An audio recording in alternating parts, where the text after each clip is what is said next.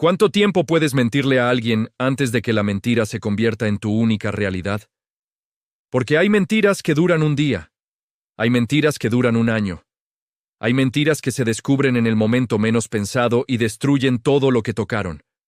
Y luego está Bernard Madoff, 50 años, medio siglo, 2 generaciones enteras de inversionistas que confiaron en él su dinero, su retiro, el patrimonio de sus familias, la seguridad de sus hijos, hospitales, fundaciones, organizaciones de caridad, universidades, fondos que cuidaban el dinero de personas que nunca supieron su nombre, pero que dependían de él sin saberlo, todos engañados.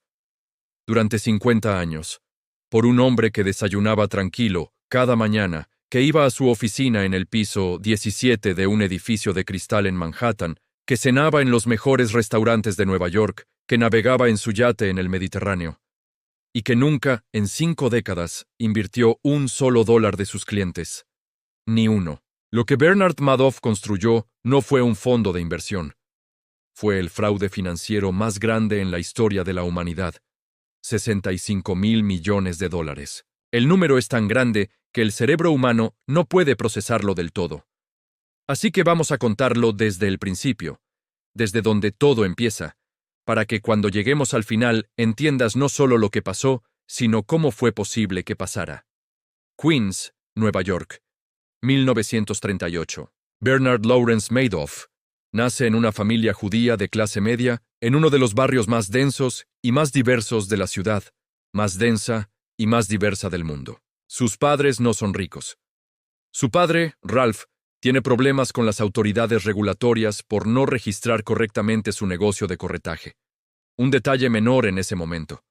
Un detalle que en retrospectiva tiene un peso simbólico difícil de ignorar. Bernie, como lo llaman desde niño, crece sin los privilegios que definen a muchos de los que después serán sus clientes.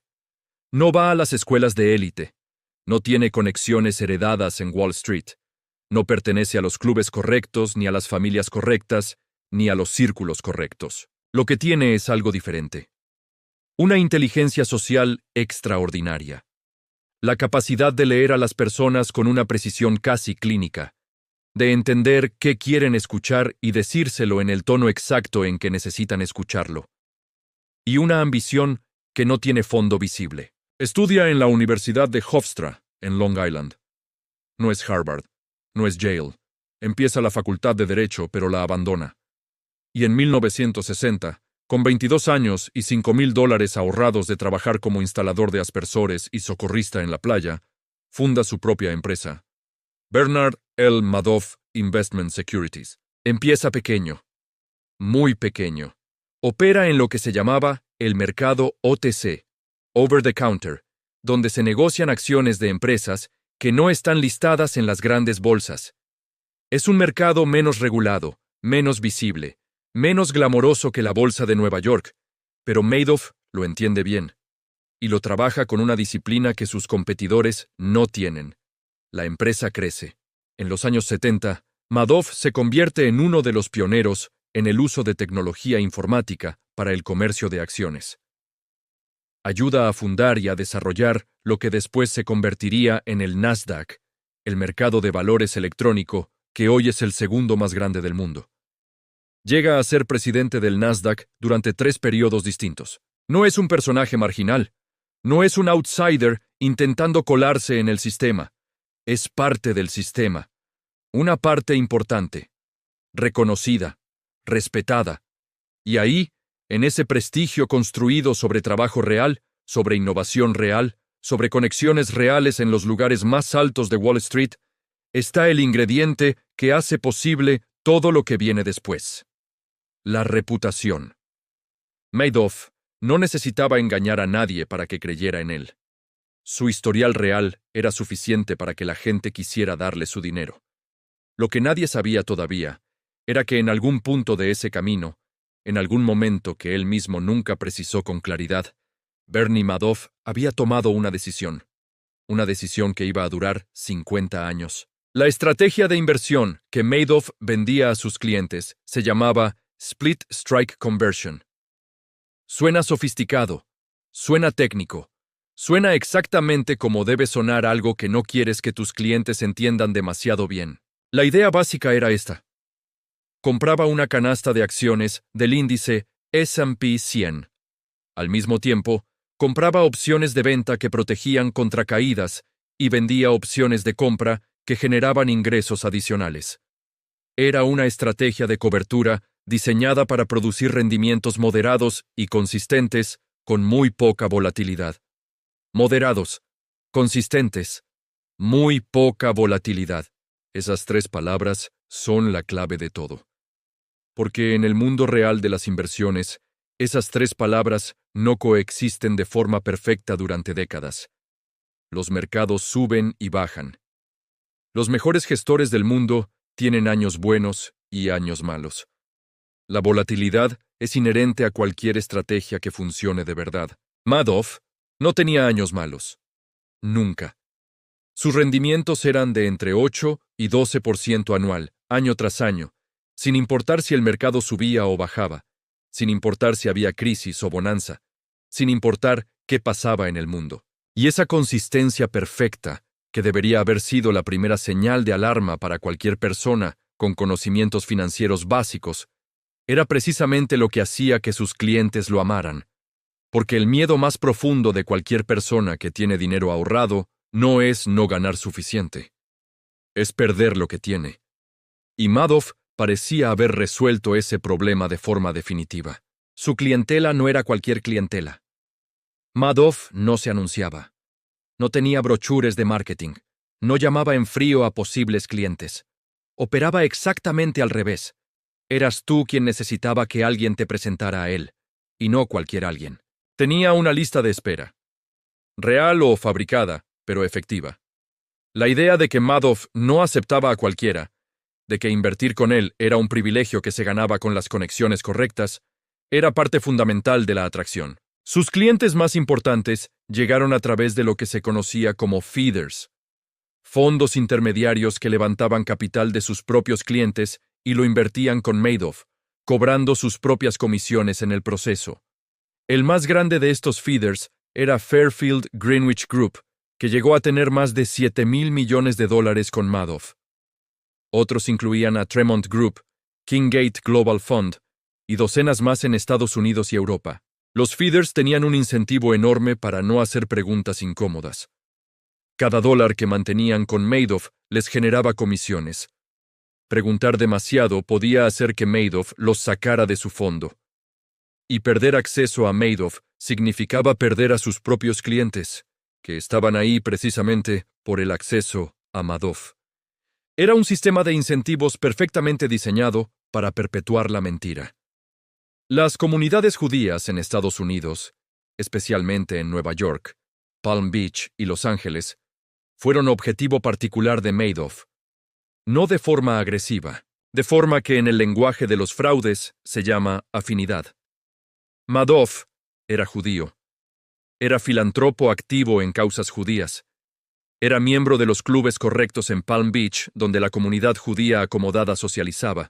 Invertir con Bernie no era solo una decisión financiera. Era una señal de pertenencia, de que habías llegado al nivel donde podías acceder a lo que los mejores accedían, que uno de los suyos te cuidaba el dinero. Esa dimensión comunitaria y emocional de la estafa es la que más duele cuando se examina en detalle. Porque Madoff no solo robó dinero. Robó confianza. Robó comunidad. Robó la sensación de seguridad que viene de sentir que alguien de los tuyos tiene tu espalda. Y lo hizo con una frialdad que resulta difícil de comprender desde la experiencia humana normal. Las organizaciones de caridad fueron otra categoría devastada.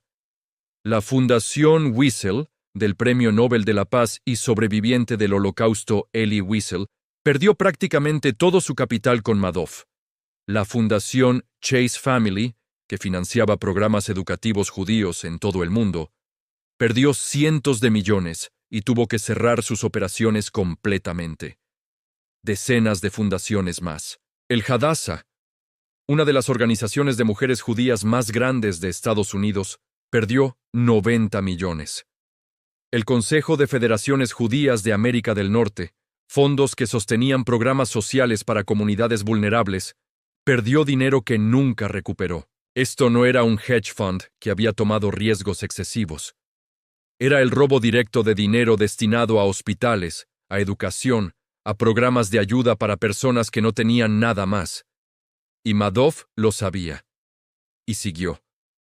Durante todos esos años, hubo alguien que intentó detenerlo. Su nombre era Harry Markopolos, analista financiero de Boston, no especialmente famoso, no especialmente poderoso, pero alguien que sabía leer números con una honestidad brutal. En 1999, un colega le pidió a Markopolos que analizara la estrategia de inversión de Madoff. La empresa para la que trabajaba quería replicar los rendimientos. Necesitaban entender cómo lo hacía. Markopolos se sentó frente a los números de Madoff durante 4 horas.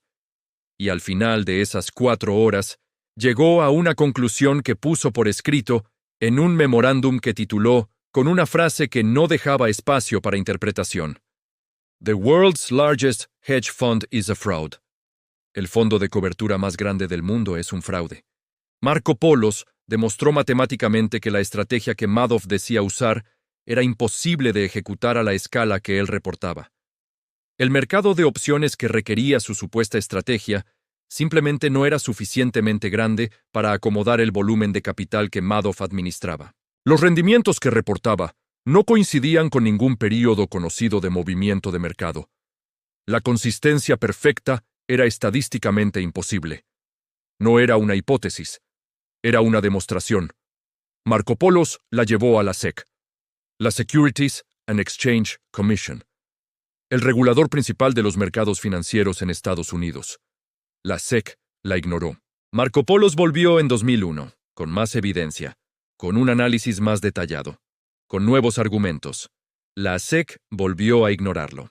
Markopolos fue de nuevo en 2005.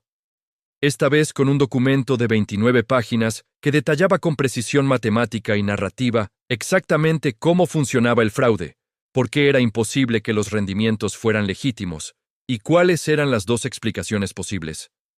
O Madoff era un frontrunner, usando información privilegiada del flujo de órdenes de su negocio legítimo de corretaje, o era un esquema Ponzi.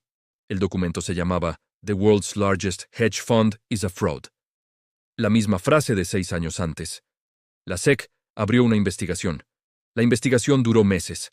Los investigadores se reunieron con Madoff. Madoff los trató con la condescendencia tranquila de alguien que sabe que el otro no va a encontrar nada porque no sabe exactamente qué buscar. Y la investigación se cerró sin conclusiones. 9 años. 9 años de advertencias documentadas.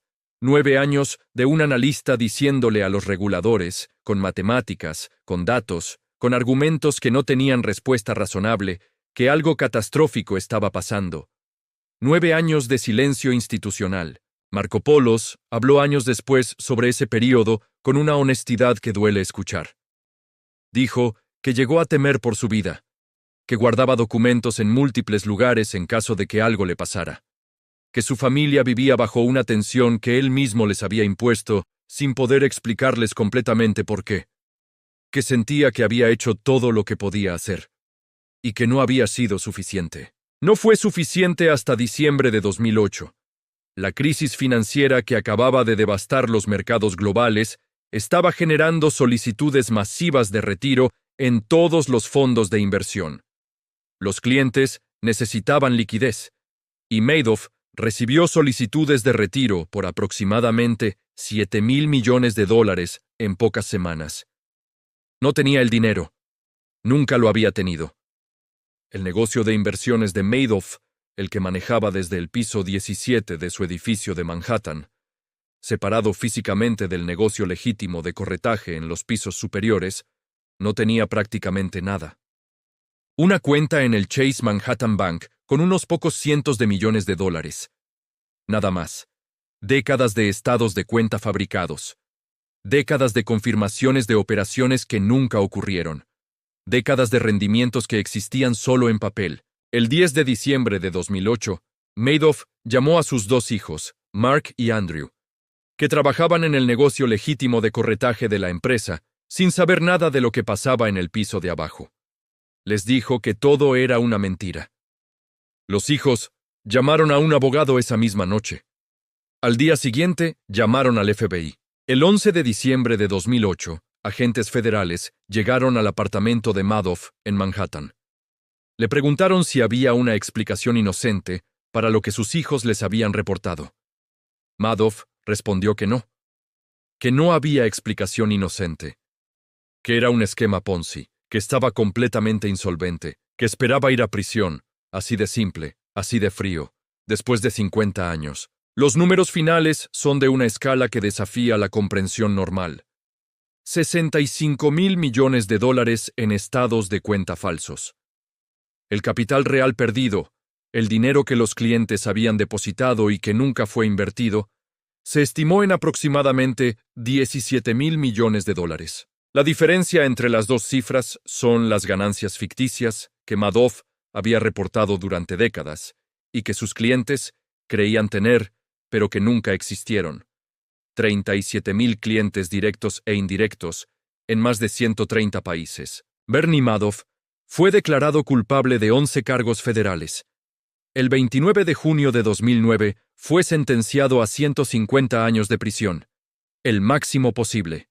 El juez Denny Chin dijo en la audiencia de sentencia que no había recibido ninguna carta de apoyo en favor de Madoff, ninguna. Que el crimen era extraordinario en su alcance y en su perversidad. Madoff tenía 71 años cuando entró a prisión.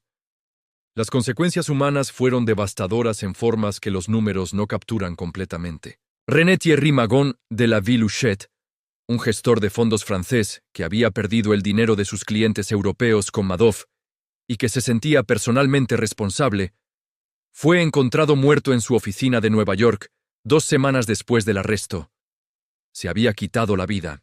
William Foxton, un oficial militar británico condecorado que había perdido todos sus ahorros con Madoff, murió de la misma forma meses después. Elie Wiesel, el sobreviviente del Holocausto cuya fundación había perdido todo, describió a Madoff con una palabra: psicópata.